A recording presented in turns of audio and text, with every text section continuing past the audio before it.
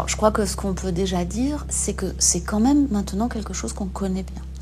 On en connaît bien les différentes facettes cliniques, c'est-à-dire la façon dont ça s'exprime cliniquement, avec des enfants qui sont là aussi soit gênés par surtout de l'inattention, certains sont gênés par l'inattention plus de l'impulsivité, hyperactivité, certains sont plutôt sur le versant impulsivité, hyperactivité, mais n'ont pas tellement de gêne scolaire ou attentionnel. Donc ce qu'on peut dire maintenant, c'est que quand même c'est quelque chose qui peut se repérer, qui peut, on peut prendre en charge tôt.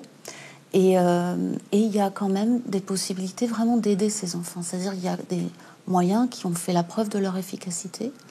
Et je dirais qu'il y a surtout, après, une possibilité d'adapter de plus en plus, je dirais, et j'espère à l'avenir encore mieux, les solutions thérapeutiques aux besoins des enfants.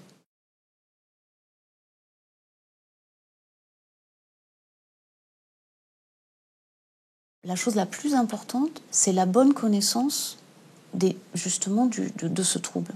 Et c'est pour moi le b.a.-ba de la...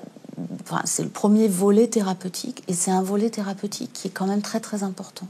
Parce qu'on voit que dans certains cas, cette compréhension des difficultés de l'enfant va être relativement facile à installer, va être fluide, va se mettre en place dans les différents milieux de l'enfance, le milieu familial, le milieu scolaire, parfois le milieu aussi des loisirs, etc.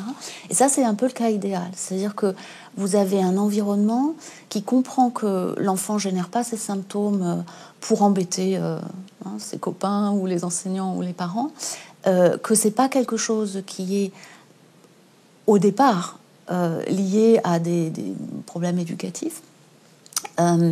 Mais évidemment, ça peut générer des problèmes éducatifs quand on n'a pas compris ce que c'était.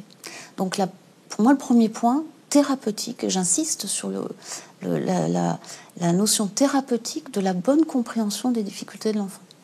Donc ça, pour moi, c'est la base. Et cette base, il faut bien comprendre que dans certains environnements, on met énormément de temps à l'installer et parfois, elle ne s'installe pas, cette compréhension-là. Il y a des situations où l'enfant évolue dans un contexte, que ce soit contexte familial, scolaire ou autre, où il est toujours en but, on va dire, à des représentations sociales négatives. Et ces représentations sociales négatives,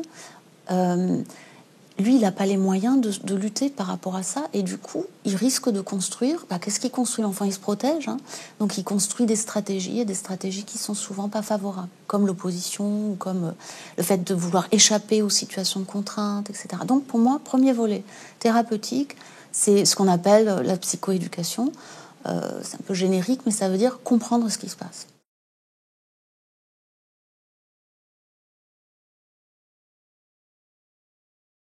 Il faut adapter l'environnement suffisamment pour que l'enfant soit quand même dans des situations de plaisir, de réussite, de socialisation correcte, etc. Donc ça passe par des stratégies d'adaptation de l'environnement.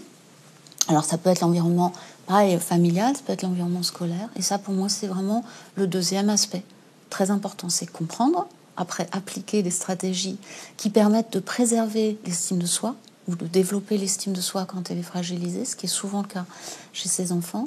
Et après, du coup, permettre à l'enfant d'avoir moins de conséquences négatives de son TDAH.